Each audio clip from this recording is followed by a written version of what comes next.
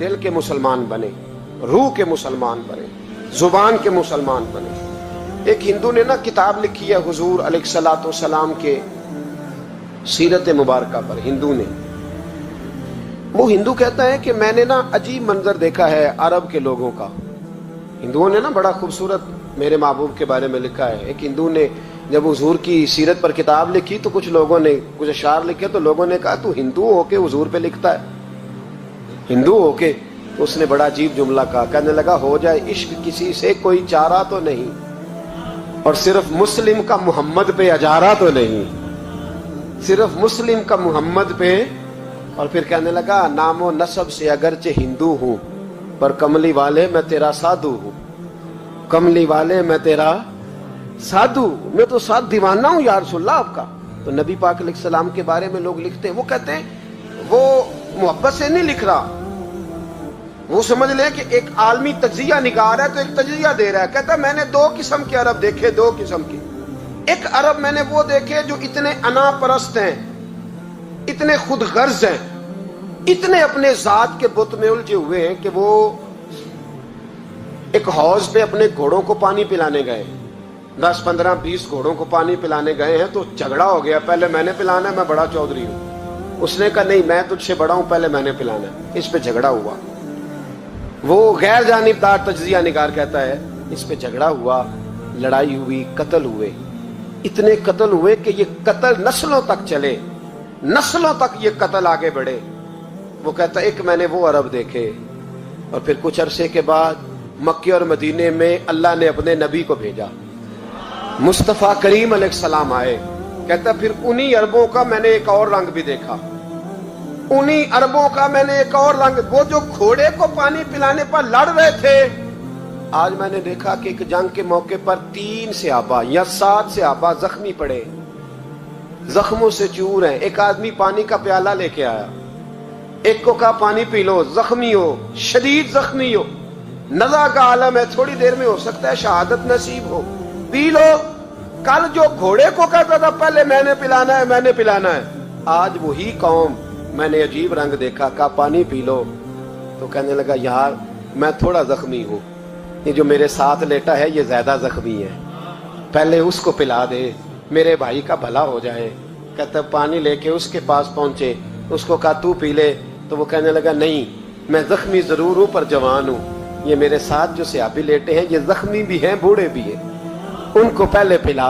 میں بات کہتا ہے میں تیسرے کے پاس گیا تو اس نے کہا نہیں یار چوتھے کو پلا, وہ زخمی بھی ہے بیمار بھی ہے, اسے زیادہ ضرورت ہے. کہتے چوتھے کے پاس گیا تو وہ تڑپ اٹھا, کہنے لگا 5ویں کو پلا, اس لیے کہ اسے زخم مجھ سے پہلے لگا ہے, اس کا جہاد بھی مجھ سے سخت ہے.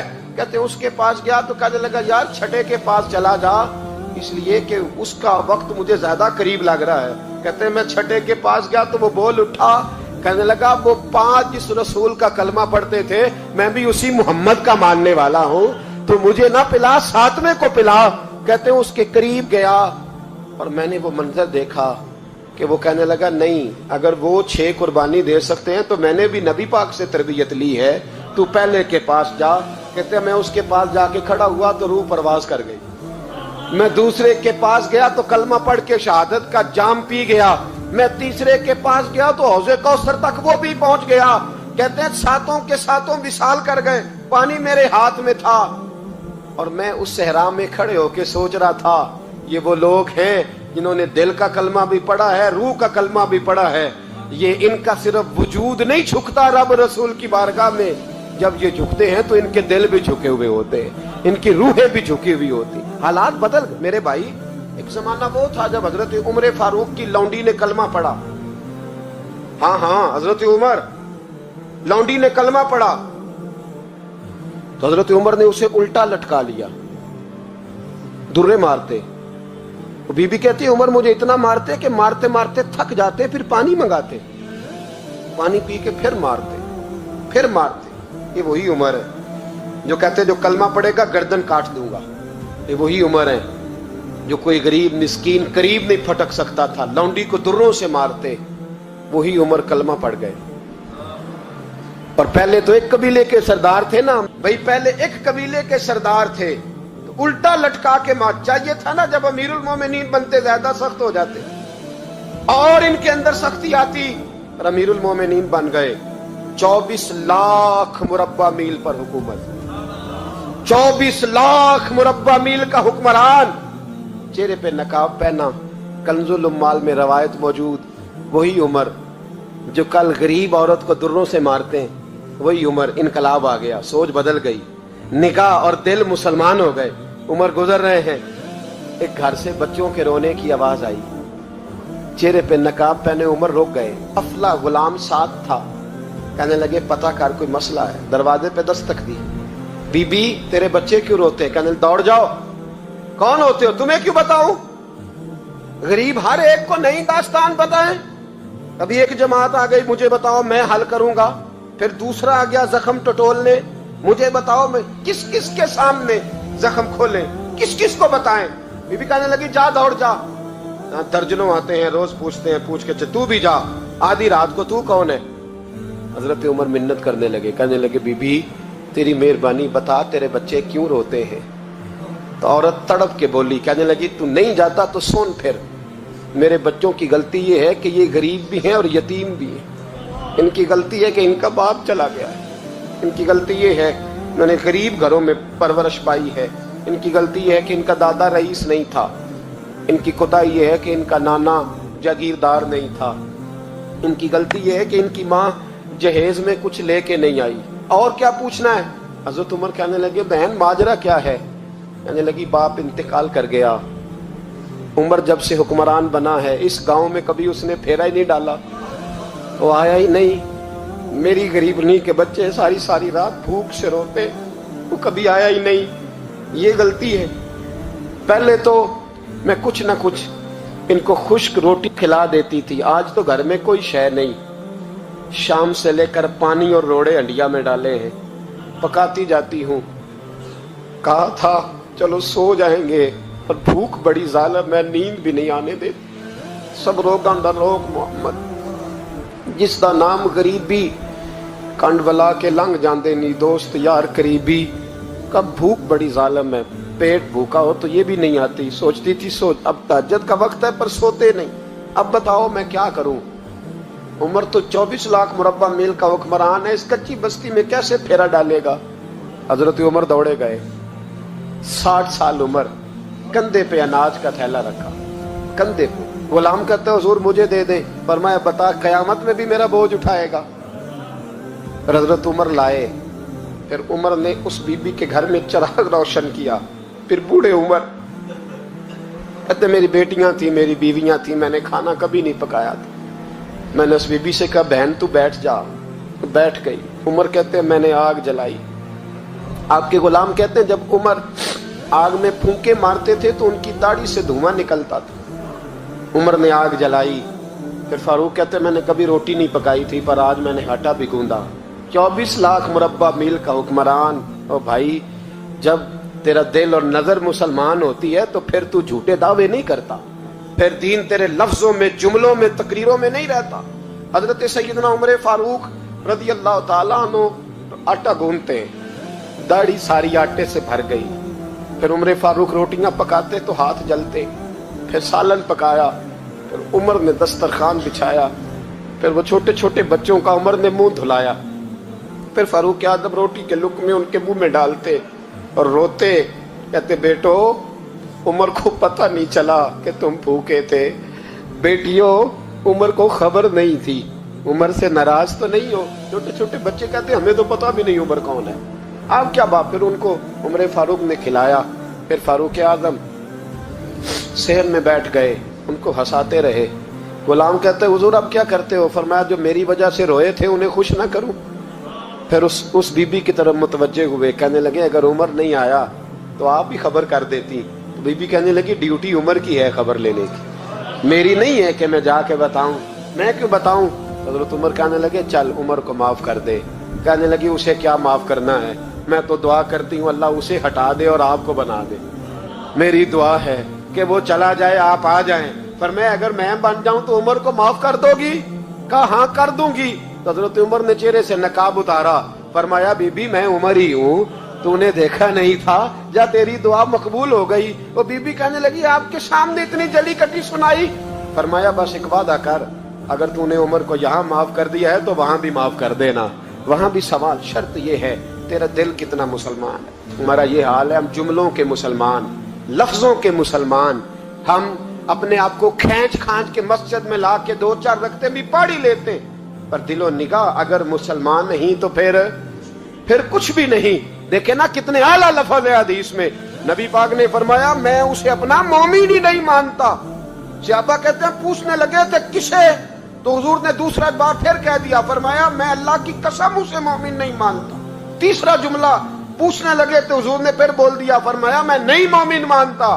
हुजूर किसे? फरमाया जो खुद तो पेट भर के खाए और उसका पड़ोसी भूखा सो जाए। 3 दफा हुजूर ने कहा मैं मोमिन ही नहीं मानता। इतनी मर्जी तस्बीह पढ़े ना मर्जी रब रब कहे। तो मेरे भाई याद रखे, रहमतुल्लाह अलैह दरवेश थे दिल्ली के, बहुत सारे लोग मुरीद थे। एक बड़ा खिदमत गुजार मुरीद था, मजदूरी करता था, गरीब था, तो 6 बेटियां थी उसकी। हजरत साहब के पास रोज आके कहता हुजूर बच्चियों के लिए दुआ करें, अल्लाह कोई असबाब पैदा कर दे। एक बच्ची की शादी का खर्चा 1000 दिनार है और मैं गरीब हूँ। हजरत साहब दुआ कर देते।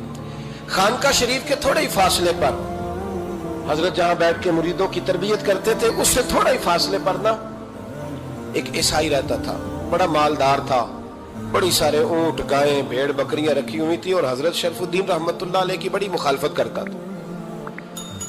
और ये जो आपका गरीब मुरीद था ये उसका पड़ोसी था। एक दिन बुला के ना उनको कहने लगा कि तू किधर जाके जो है वो टकरे मार रहा है, वहां से कुछ नहीं मिलने वाला। वो तुझे क्या देंगे जिनकी खानका खुद चंदे पे चलती है, मदरसा चंदे पे चलता है, मस्जिद चंदे पे चलती है, तेरी बेटी का मामला कहां हल होगा? तो उस दरवेश ने कहा कि तू मेरे पीर को नहीं जानता, तू अजय मेरा महबूब नहीं डिठा, तो पता नहीं ना, तू इस रास्ते का मुसाफिर नहीं, तू नहीं जानता। उनका बस चले ना तो वो हर कीमत में मेरी बेटियों की शादी करा दे। अब वो ईसाई था, कहने लगा अच्छा चलो ठीक है, अगर इतनी बात है ना तो जाओ उनसे जाके कह दो कि 6 साल के लिए मेरे साथ मुआहदा कर लें, तो मेरे जानवरों को चारा डाल दिया करे, 6 साल ड्यूटी करे, मैं 6000 दिनार दे देता हूं। वो मेरे साथ 6 साल मेरे जानवरों को चारा डाले रखते हैं ना आप, चारा डालने के लिए एडवांस पैसे दे के।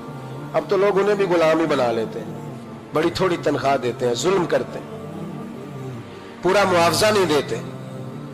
हजरत शेख शरफुद्दीन के बारे में वो कहने लगा जो अपने पीर से जाके कह के मेरे जानवरों को 6 साल चारा डाले, मैं 6000 दे देता हूं, तू जो कहता है हर कीमत पे जाने को तैयार है। उसने जब ये बात की तो मुरीद ने नाराज हो गया, वो लड़ाई हो गई, गिरबान पकड़ लिया, झगड़ा हुआ, बात बड़ी दूर गई।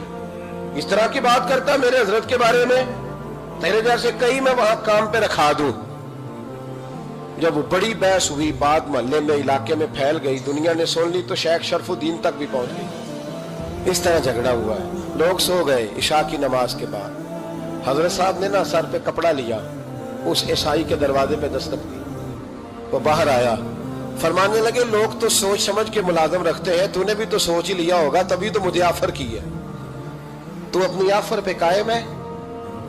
वाकई मुझे रख लेगा और 6000 दिनार दे देगा? कहने लगा जा बाबा काम कर अपना। फरमाया नहीं, तूने इतने लोगों में बात की, इतनी बहस हुई, तो कायम है? कहने लगा मैं तो कायम हूं पर आपने नहीं कायम रहना।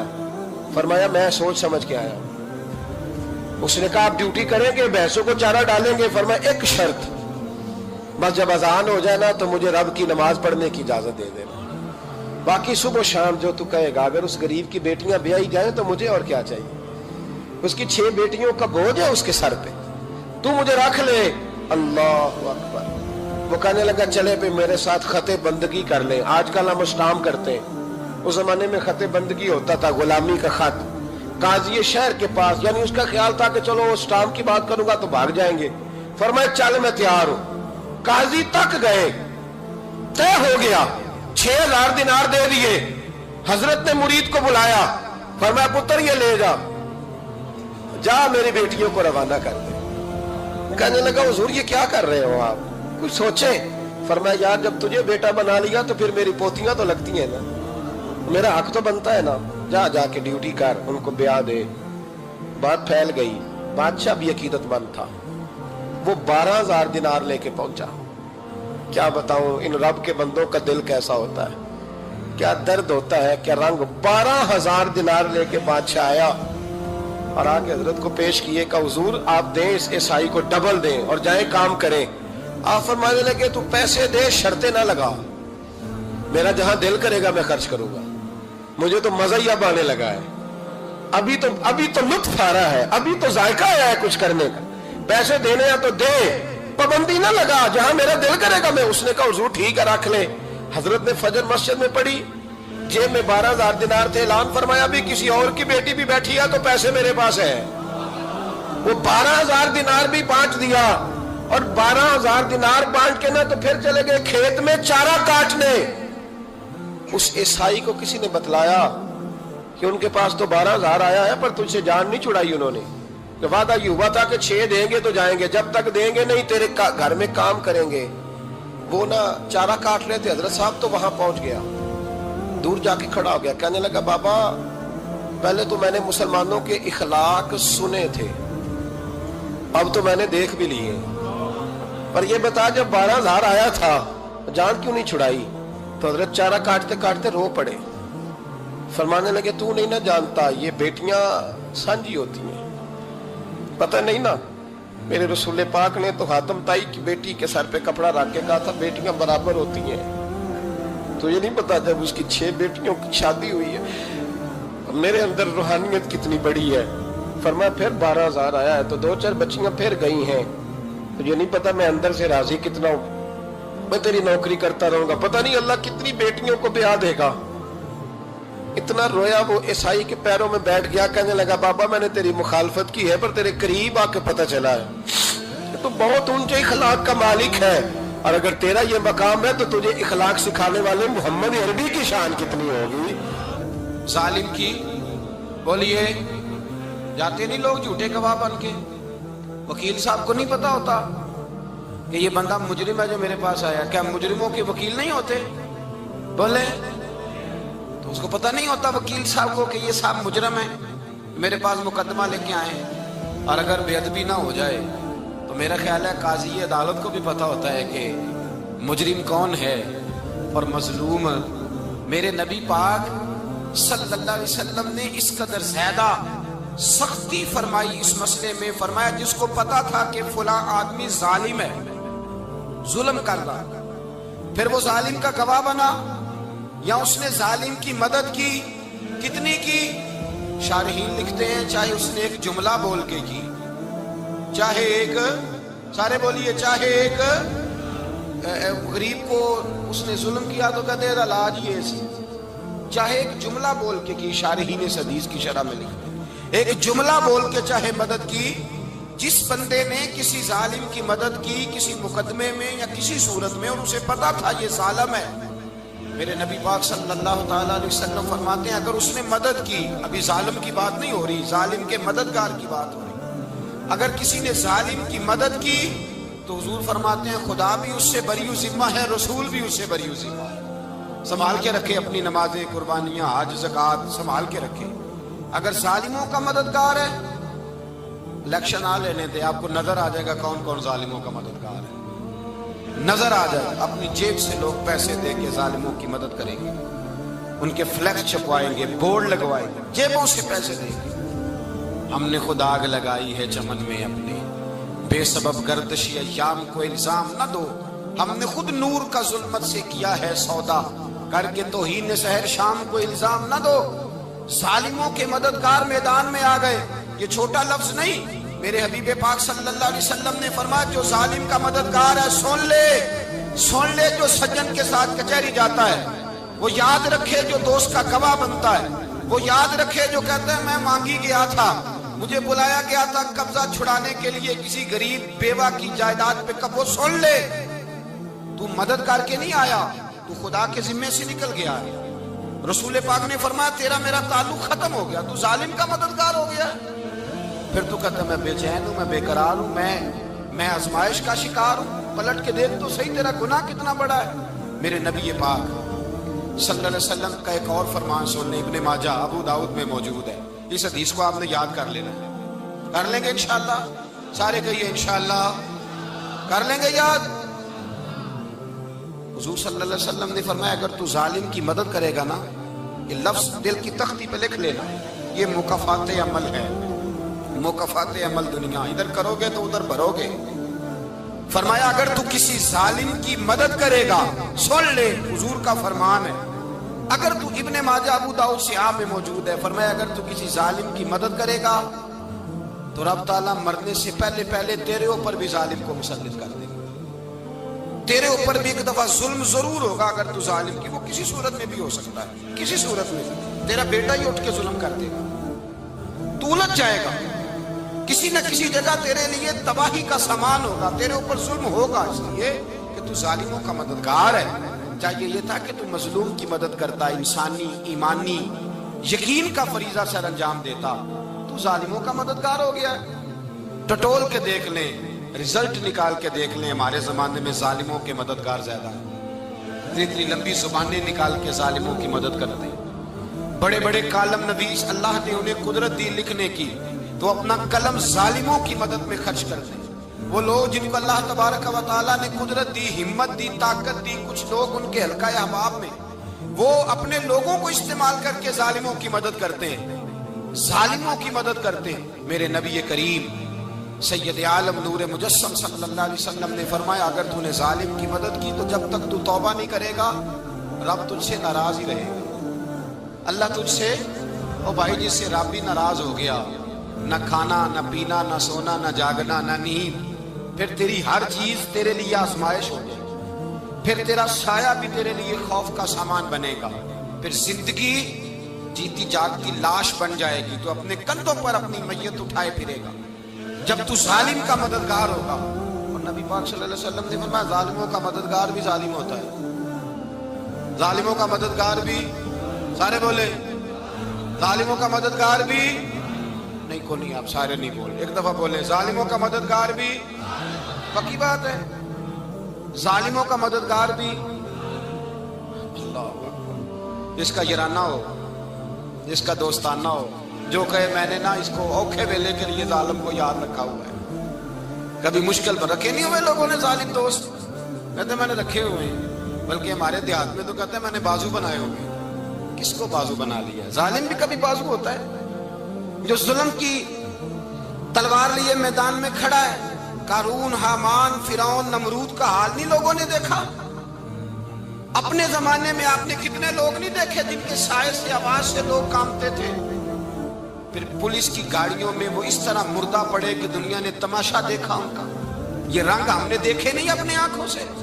فرمایا ظالم کا مددگار بھی، جو کار میں بٹھا کے لے کے گیا وہ بھی ظالم، جس نے چائے پلائی وہ بھی، جس شخص نے کھانا کھلایا وہ بھی، جو کچہری تک ساتھ گیا وہ بھی، جس نے فلیکس کے نیچے، بڑے شرابی کے نیچے چھوٹی اپنی فوٹو لگائی وہ بھی، جو ووٹ کی پرچی ڈالنے گیا وہ بھی۔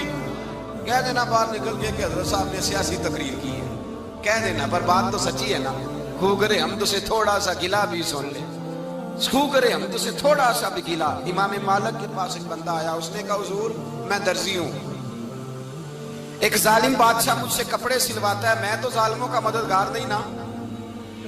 ایک ظالم بادشاہ مجھ سے، حضور میں تو مددگار نہیں نا ظالموں کا، جو فرمایا ظالموں کا مددگار بھی ظالم ہوتا ہے، تو کپڑے لے کے آتا ہے میں سی کے دے دیتا ہوں، ذمہ داری نہیں سمجھے۔ یہ ایک آدمی دکاندار ہے، اس سے کوئی بندہ چیز خریدنے آئے گا تو تھوڑی کہے گا میں نے نہیں دینی، تو دے گا۔ کوئی بندہ اگر کسی شخص سے کوئی کام کہتا ہے جو اس کی فیلڈ ہے، اس کا شعبہ ہے، اس کا معاش کا وہ سلسلہ ہے، کہتے ہیں یا رسول اللہ صلی اللہ علیہ وسلم ظالموں کا مددگار بھی ظالم، حضور نے فرما دیا۔ تو امام مالک سے بندے نے مسئلہ پوچھا، دل کی تختی پہ لکھنے والی باتیں ہیں، کہا حضور میں درزی ہوں، ظالم کپڑے سلواتے ہیں، میں تو مددگار نہیں نا۔ امام صاحب کہنے لگے نہیں، مددگار تو وہ ہوگا جو تجھے سوئی دھاگا فراہم کرے گا، تو تو پورے کپڑے سی کے دیتا ہے، تو خود بہت بڑا ظالم ہے، تو پورے سوٹ سی کے دیتا ہے، تو بہت بڑا ظالم خود ہے۔ مددگار تو وہ ہوگا جو تجھے دھاگا دے گا، جو تجھے بٹن دے گا، جو تجھے نلکی دے گا، جو ظالم سے اتنی نفرت ظلم کر کے بندہ ہے۔ یہاں تو ہمارے زمانے میں ہیرو بن جاتے ہیں لوگ، ظالم ہیرو ہے، لوگ اس سے ڈرتے پھرتے ہیں، گھومتے پھرتے ہیں، اور بہت سارے کم مزاج لوگ اس کے پیچھے ہاتھ باندھ کے پھرتے ہیں۔ ظالموں کی مدد کرنا، ظالموں کے ساتھ رہنا، یہ ظلم ہے، ظلم، یہ زیادتی ہے۔ میرے نبی پاک صلی اللہ تعالی علیہ وآلہ وسلم نے ارشاد فرمایا، یاد رکھو رب فرماتا ہے میں مظلوم کی مدد ضرور کروں گا، چاہے جلدی کروں چاہے دیر سے کروں، میں مظلوم کی مدد۔ اور حضور صلی اللہ علیہ وسلم نے فرمایا ہے، حضرت معاذ بن جبل کہتے ہیں حضور نے مجھے یمن کا گورنر بنایا، جب میں جانے لگا نا تو حضور نے بڑی نصیحتیں کی، بخاری میں موجود ہے، فرماتے ہیں جب میں پلٹنے لگا تو میرے رسول نے فرمایا معاذ ایک منٹ ٹھہر جا، ایک بات میری یاد رکھنا، اس کو نہ بھولنا۔ کہا حضور کیا؟ فرمایا دیکھنا کسی پہ ظلم نہ کر بیٹھنا، کہیں تجھ سے زیادتی نہ ہو جائے۔ محبوبہ پھر حضور نے فرمایا سن میرے معاذ، میں تجھے گورنر بنا رہا ہوں، زیادتی نہ کر بیٹھنا۔ یا رسول اللہ صلی اللہ علیہ وسلم کیا ہوتا ہے؟ تو میرے کریم نے فرمایا جب مظلوم دعا کے لیے ہاتھ اٹھاتا ہے تو عرش کا مالک کہتا ہے فرشتوں پیچھے ہٹ جاؤ، عرش کا مالک کہتا ہے فرشتوں پیچھے ہٹ جاؤ، دروازے کھول دو۔ فرمایا مظلوم اور رب کے درمیان شے حائل کوئی نہیں ہوتا۔ مولا رومی رحمت اللہ علیہ فرماتے ہیں ایک دن نا شیر نے، کہتے ہیں شیر نے ایک دن نا ریچھ کو ساتھ لے لیا اور ساتھ لے لیا لومڑی کو، اس نے کہا اور شکار کرنے چلے، چلو جی، شیر کی مہربانی ذات لے لیا ہے، حالانکہ اس کو کسی کی مدد کی ضرورت ہے، وہ تو بادشاہ ہے، بادشاہ سلامت نے ساتھ لے لیا، شکار کیا 3 چیزوں کا، ایک شکار کیا خرگوش، ایک ہرن، ایک گائے۔ اب وہ شکار کر کے واپس آئے تو جو ریچھ تھا نا ذرا اکڑ اکڑ کے چلنے لگا کہ بادشاہ کے ساتھ میں بھی تھا، یعنی شکار میں میرا بھی حصہ، اور شیر بھی سمجھ گیا بات کو کہ اس کا دماغ خراب ہو رہا ہے، حالانکہ میں نے تو ویسے ہی ساتھ لیا۔ اور ریچھ صاحب بھی نا تگڑے ہو گئے، انہوں نے کہا اوہو میں ساتھ ہی تھا، کہ اب بادشاہ نے تو ویسے ساتھ لیا تھا کہ چلو 2-4 آدمی مل کے تو وہ۔ پیر بارش شاہ صاحب رحمت اللہ تعالی علیہ سے کسی نے کہا کہ آپ کے جو شیخ ہیں، آپ کے مرشد ہیں، آپ کو بلا بلا کے مشورے لیتے ہیں، کام لیتے ہیں، تو آپ تو بڑے خوش نصیب ہیں۔ تو انہوں نے کہا ہیر ہس بولے تے وہ دی مہربانی، ورنہ رانجے تے لاڈ ہی لڑاونے نے۔ انہوں نے کہا ٹھیک ہے اگر اس نے مہربانی کر دی ہے تو اس میں میرا نہیں، ان کی نظر شفقت ہے، ہیر ہس بولے تے وہ دی مہربانی، انہوں نے مہربانی فرمائی ہے تو بڑی کرم نوازی ہے، ورنہ من آنم کے من دانم، جو میں ہوں اس کا مجھے پتا تو ہے ہی نا، تو میں اس میں اپنے آپ کو اتنا بڑا نہیں سمجھ۔ اس نے نا شیر نے بھانپ لیا، اس نے کہا کہ اس کے ذہن کے اندر بات آ رہی ہے کہ شاید میں کو بلا ہوں، تبھی تو مجھے اسپیشل بادشاہ نے کہا کہ چل میرے ساتھ شکار کرنے میں، ہے کوئی میرے اندر بات۔ اللہ اکبر۔ اس نے نا آ گئے، بیٹھ گئے، اس نے کہا اس سے بادشاہ نے کہ کیا کرنا ہے، اب شکار تو ہو گیا ہے، تو اس کے اندر تو سودا سمایا ہوا تھا نا۔ اس نے کہا جی کرنا کیا ہے، بانٹ کے کھانا چاہیے، بانٹ کے کھانا چاہیے۔ اس کو بڑا غصہ آیا، اس نے کہا اچھا تو مجھے کمزور سمجھتا ہے، میں جو چاہتا تھا کر سکتا تھا، میں نے تو عذرائے محبت تجھے عزت دی ساتھ لے لی اور تو بن کے ہی بیٹھ گیا ہے۔ اس نے کہا اچھا بانٹ کے کھانا چاہیے، کہا بالکل، کہا چلو بانٹو، پھر کیسے بانٹنا ہے۔ ہرن کا اور بکرے کا گوشت ایک جیسا ہوتا ہے، بلکہ ہرن کا زیادہ مہنگا ہوتا ہے، لذیذ ہوتا ہے۔ اب اس نے تقسیم کیسی کی دی، اس نے چلاکی کرنی چاہیے، کہنے لگا جی تقسیم سیدھی سی ہے، آپ بڑے ہیں، گائے آپ کی، 3 جانوروں کا شکار ہوا نا، گائے، ہرن اور خرگوش، کہنے لگا آپ بڑے ہیں، گائے آپ کی، میں درمیانہ ہوں تو ہرن میرا، اور لومڑی چھوٹی ہے تو خرگوش لومڑی کا۔ اس نے کہا تیرا بھلا ہو جائے، کیسی تم نے تقسیم کی ہے۔ اس نے مارا پنجا اور ریچھ کو بھی مار دیا۔ اس نے کہا تو عجیب آدمی ہے بھائی، تجھے تو ذرا موقع دیا ہے تو تو نے ہاتھ ہی وہاں ڈال لیا ہے جہاں بالکل تیرا بنتا ہی نہیں تھا۔ اللہ اکبر۔ اس نے کہا اچھا مر گیا۔ اب لومڑی بھی سنبھل پہ بیٹھ گئی، لومڑی ذرا تیز ہے، چلاک ہے، تو مولا رومی علیہ رحمہ کہتے ہیں، اور شیر کہنے لگا لومڑی سے چل تو تقسیم کر، تو تقسیم کر کیا کرنا چاہیے۔ تو کہنے لگی بادشاہ سلامت تقسیم بڑی سادی سی ہے، سویرے ناشتہ خرگوش کا کرے، دوپہر کو آپ جب کھانا کھانے لگے تو ہرن تناول فرمائے، اور شام کو ذرا آپ زیادہ کھاتے ہیں تو آپ گائے کھائیں، یہی تقسیم ہے۔ بڑا راضی ہوا شیر۔ اس نے کہا تو نے یہ تقسیم بڑی اچھی کی ہے، یہ کہاں سے سیکھی ہے؟ کہنے لگی ریچھ کی موت سے سیکھی ہے، ابھی مرا ہے نا میرے سامنے، اس کی موت سے میں نے سیکھی ہے، اس لیے کہ اگر یہ تقسیم نہ کی تو مر میں بھی جاؤں گی۔ बात तो तफन्नो की है, ज़राफत की है, लेकिन मुल्ला रूमी क्या फरमाते हैं? वो फरमाते हैं दूसरों की मौत से ही सीख जा। हजरत उमर का विसाल हुआ, कब्र पे मिट्टी डाली जा रही थी, तो हजरत अबू दरदा ने ना यूं मिट्टी पकड़ी हुई है, तो एक एक चुल्लू करके मिट्टी डालते हैं ना, पहले 3-3 चुल्लू डालते हैं कि चलो हमारा भी इस नेकी में हिस्सा हो जाए। तो मिट्टी डालने के लिए ना मट्टी पकड़ी हुई थी, तवज्जो है आपकी मेरी बात पर? उस मट्टी को लेकर के जा रहे थे हजरत अबू दरदा, मट्टी लेके जाते हजरत सैयदना अबू दरदा हजरत उमर की कब्र पर डालने के लिए, यूं पकड़ी हाथ में, मट्टी डालने का इरादा करते तो वापस आ जाते, फिर जाते तो वापस आ जाते, फिर जाते। लोगों ने कहा अबू दरदा डालते क्यों नहीं? तो आंखों में आंसू आ गए, रो पड़े, कहने लगे इज्जत के इस कोहे गिरां पे मट्टी डाल दूं, वकार के इस बादशाह पे मट्टी डाल दूं? फरमाने लगे शहनशाह किरदार पर इस पर मट्टी डाल दूं? और फिर वो मट्टी पकड़ी और अपने सर पे डाल ली। फरमाने लगे उमर तू मट्टी के काबिल नहीं, मट्टी के काबिल तो मैं हूं, मैं था जिस पर मट्टी पड़नी चाहिए थी। और आप फरमाने लगे लोगों सुन लो, अगर उमर जैसे तकवे के बादशाह भी रब ने इस जमीन से उठा लिए तो हम भी बचेंगे नहीं, हमने भी अल्लाह की बारगाह में जाना है। अगर इतने इतने पाकबाज लोग अगर नेकी ही दुनिया में रहने का सबब होती तो ये पाक लोग हमेशा दुनिया में रहते। फरमाया अगर ये चले गए तो चले, हमने भी जाना है।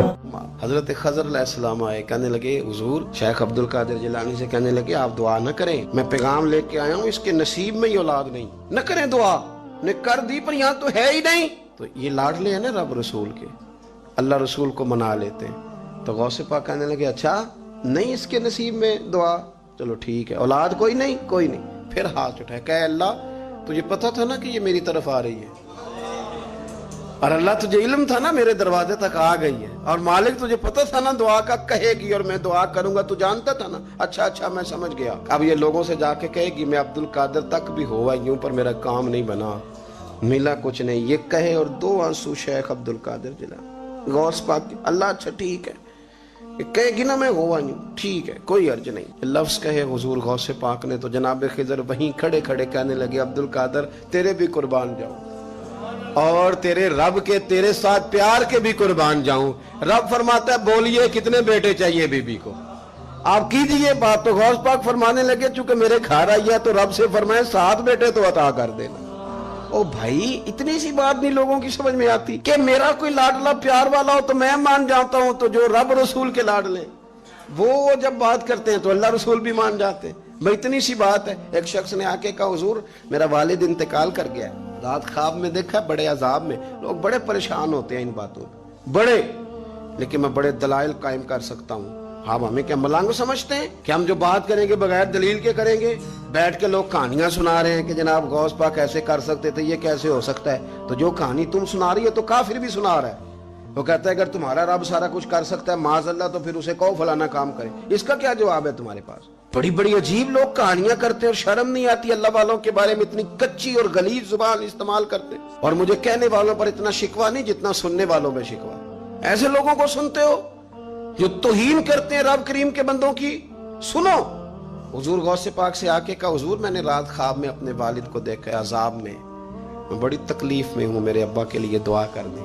तो गौसे आजम फरमाने लगे वो यहां कभी आया था, बैठा था। हदीस है सही बुखारी में सही मुस्लिम में कि जिक्र वालों की मजलिस में बैठने वाला बदबख्त नहीं रहता, अल्लाह उसे सईद बख्त कर दिया करता है। ये हदीस है बुखारी मुस्लिम में हदीस।